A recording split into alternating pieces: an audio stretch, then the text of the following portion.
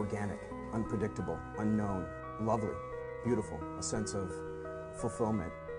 This is part of the pleasures of life and not the chores of life.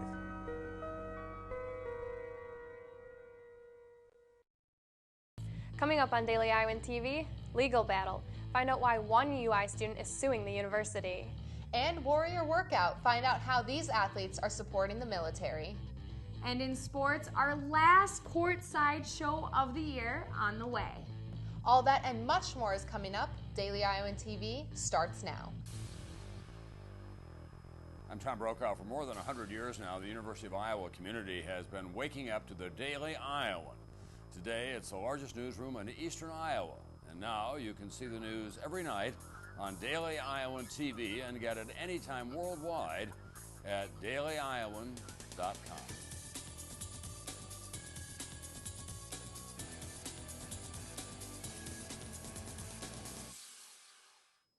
Happy Easter to everyone who is celebrating, and thanks for tuning in to your Sunday edition of Daily Iowan TV. I'm Anna Theodosis. And I'm Christina Targos. A University of Iowa student who was hit by a CAN bus in 2011 is suing the university. Rebecca Seagriff was walking on the corner of Madison and Washington Street in Iowa City when she was struck. Seagriff is suing the university, the state, and the CAN bus driver for failing to keep a proper lookout, failing to keep his vehicle under control, failing to yield to the right-of-way of a pedestrian, and failing to sound his horn or otherwise warn Seagriff of his approaching CAN bus. Seagriff says she has suffered disfigurement and physical, emotional, and mental pain of suffering. She has requested a trial by jury. More students are recycling on the University of Iowa campus. Due to the university's involvement in Recycle Mania, the total waste diversion on campus is 32%. That means that waste that is usually thrown out, nearly 1/3 is recycled or composted. Of that percentage, 4% of the waste is composted. The UI is ranked 122nd in the recycling competition, and about 600 schools participate. The contest is a part of the UI's Vision 2020 program, which is working towards creating a 60% sustainable campus in the next 7 years. Composting is currently available at the Burge and Hillcrest Dining Residence Halls and the Iowa Memorial Union. But officials say they are looking into more possible locations for this form of recycling. An Iowa City woman was arrested for stealing nearly $400 worth of groceries from a local Hy-Vee. The woman was seen placing several items into her cart by loss prevention personnel at the Hy-Vee on Waterfront Drive on Saturday. Some of the items were hidden inside other items inside her cart. She then proceeded to exit the store without paying for the items. The woman was charged with theft in the 4th degree. And in world news, Pope Francis delivered his first Easter speech Sunday morning in St. Peter's Square in the Vatican. During the speech, the new pope asked for peace in the Middle East. He expressed hope that the conflicts will soon end and prayed for the world to change its hatred to love. A man who was held in a Colorado prison was released 4 years too early. Evan Abel was initially sentenced to a robbery in February 2005. He received a sentence for up to 8 more years for another crime in 2005, but not before being sentenced to 4 more years for assaulting a prison guard. The last sentence was supposed to keep Abel in prison until 2017, but that fact was not communicated to the Department of Corrections in time. Some Caribbean explorers have found treasure with oil. The Caribbean's countries hope that opening up oil exploration in their waters will boost their economies. Officials say they will be extremely cautious in order to not destroy the nature of the land, will not be ruined by the drilling. And still to come later in the newscast, our full court press crew is ready to debate. But first, Daily Iowan TV's Mary LaPlaca tells us what we can expect to see this week in weather.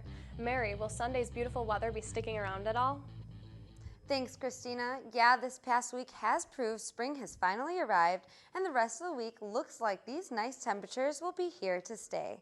But first, Monday will start the week nice and sunny with 37 degrees in the morning and 48 degrees in the day. Nighttime will be clear and 37 degrees. As we look into the week, Tuesday will be sunny, reaching a high of 50 degrees. Temperatures will bounce up on Wednesday, reaching a high of 59 degrees and partly cloudy. Thursday will be a little bit cooler with a high of 57 degrees and partly cloudy, but Friday will go back up to 59 degrees. Saturday, there will be a 50% chance of rain with a low 41 degrees and high of 59 degrees. That's all I have for the weather in store for this week. Back to you at the desk.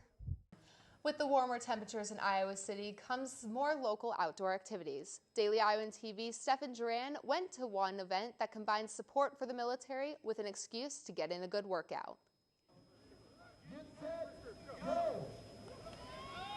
Participants gathered at the U of I Rec building this weekend to take part in the second annual Warrior Challenge. The University of Iowa Veterans Association has put together a series of events to attract both military veterans and local exercise fanatics to come out and help raise money for the Military Affairs Association. Some students were also involved and saw this event as a great opportunity to try something challenging with friends. Because my brotherhood, Pi Alpha Phi, and I wanted to get together and do a brotherhood event, and we wanted to do something that challenged ourselves both mentally and physically, and we figured that the Warrior Challenge was perfect for that. Saturday morning's events consisted of many different groups participating in things like tire flipping, crawling through military obstacle courses, and a 5K run around Iowa's campus. Over 400 participants came out to support the military by challenging themselves for a good cause. The importance of military support was a large focus of this event, and the children of military members like Cassidy Watson were very happy to see this unfold. But I'm pretty impressed with the turnout, especially given that it was Easter weekend. And I think if we plan accordingly next year, we'll definitely have more numbers, so it should be good. Other volunteers like Cassidy were very happy they could help experience something like this firsthand. And after the day's events were over, many people could only describe the challenge in one way. Insane. Crazy insane. It's pretty strenuous, but it's a lot of fun. Most of all fun, definitely. Stefan Duran, Daily Iowan TV. Officials say that since last year's Warrior Challenge, the number of participants and money raised for the Veterans Association has risen significantly. But there's still hope for even more in the future. And now we're going to throw it over to Daily Iowan TV Sports' Cody Goodwin and Alicia Denez for all the details leading up to the Hawkeye basketball team's trip to New York City. Cody, Alicia? Hello and welcome back to Courtside, our weekly Hawkeye Hoop Show breaking down everything black and gold. And who would have guessed it, Alicia, that it's nearly April and Fran's boys are still playing basketball? No doubt, Cody, an incredible run for sure. A lot to get to on the program today. Our full court press crew is back in action. Nelson Basabi goes home, and we tell you everything you need to know about the Terps from Maryland. But we start tonight's show, Alicia, with all the sights and sounds of the Hawks' last media blitz in Carver before they head to their new digs in the Big Apple. Among the topics discussed, playing at the Mecca of basketball, the growth of this young Hawkeye squad, and the development of different weapons the black and gold have used to fly by their competition straight to the city so nice they named it twice, New York, New York. You never know which 3 or 4 guys are going to be our leading scorers. I mean, typically you're looking at Marble and Aaron White. But, you know, Aaron White has 1 field goal. Basabi doesn't have any. And we beat Virginia on the road. That's the kind of team we have. Purely from a basketball standpoint, to be able to go to that venue and continue to practice and play for a championship, it's wonderful. And this is the next step. Now we're going to Madison Square Garden, neutral site, playing a terrific team in Maryland. 2 other great teams are there. And, you know, I think to be still playing at this time of year is really very special. It's one of those places, you know, when you walk into the building, you feel, you know, this is sort of the mecca of college basketball in so many ways. And I'm thrilled that our guys are going to have that kind of experience. You know, great NBA players go have big games there, and everyone talks about how special it is. I mean, it's just you know, I hear it's just a great place to play, and you know, it'll be a fun opportunity for us. Once we found out we were in this tournament, that's what our plan was, is to try to win it, and we've gotten this far, and I think we've grown in all 3 games, and now it's time to do it, you know, on a bigger stage on ESPN, obviously. Madison Square Garden should be fun. We're one of only, you know, maybe 20, 30 teams that still have a game on their schedules. You know, obviously a great blessing. Among other things McCaffrey discussed during his time at the podium, what would have been better for the team this year, an early knockout in the NCAA tournament or the run that the team has made so far in the NIT? Let's go ahead and listen in as Coach gives his thoughts, and then we'll go straight to our full court press crew standing by and ready to debate. I look at it like this. Everybody wants to jump to that. I'm going to argue that there's very little difference between the teams that you're playing. There just is. So if you make a long run in this tournament, we could easily have made a long run in that tournament. It's really a question of who you match up against. Always quotable, Fran McCaffrey and Ben Ross. I know that we were talking about this earlier about is it better for Iowa to be in the NIT, in the Final Four of the NIT, or to be an NCAA tournament, first round and out, first four out, perhaps? You think the tournament bid would have been better? Yeah, I do. I mean, this is sort of a silly question, I think. Why is there even an NIT? What does NIT stand for? It stands for not in tournament. If I'm a basketball recruit sitting on my couch back home, I'm not watching any NIT games. I'm watching every single NCAA game, regardless of who's playing. Wichita State and LaSalle, I don't care. I don't know where either of those teams are, but I'm still watching those games. I know where Maryland and Iowa are, but it's the NIT. It's like kissing your sister. Nobody really cares. I would agree with you if Iowa had lost in the last round. But against Virginia 1, they proved that they can win a game on the road in a tough environment against a good team at home. Virginia would have done about as well as Iowa in the Big Ten this year, you could argue. Now that they are playing a game in Madison Square Garden, regardless of what happens, they get two games. There's a consolation. I disagree with the consolation, but they get a consolation game in Madison Square Garden. So the Hawkeyes are getting some experience at a large level in one of the biggest venues in New York. They are, and yeah, it is a big venue, but maybe who's going to go there to watch? It's, again, like I said, it's the NIT. They do get a lot more experience here just playing more games, I guess you could argue for that. And for a team that really is only graduating one senior in Eric May, they could really, they're building more chemistry, I guess, but they're not on the national stage, and I just don't think it's nearly as significant as March Madness. Well, 2 years ago, Wichita State won the NIT, and now they are in the Final Four. Progress can be made. Stanford did win it last year, though. They did not even sniff the tournament this year. So you can take your pick as to who was right, but that'll be all for us. This will be the last full court press of the year, Ben. It has been a wonderful ride. Yes, it has. Now I'm just sad. You made me all wistful. Back to you guys in the studio. Thank you for the perspective, boys. And Alicia, enough about our Hawkeyes. What do we know about the Maryland Terps?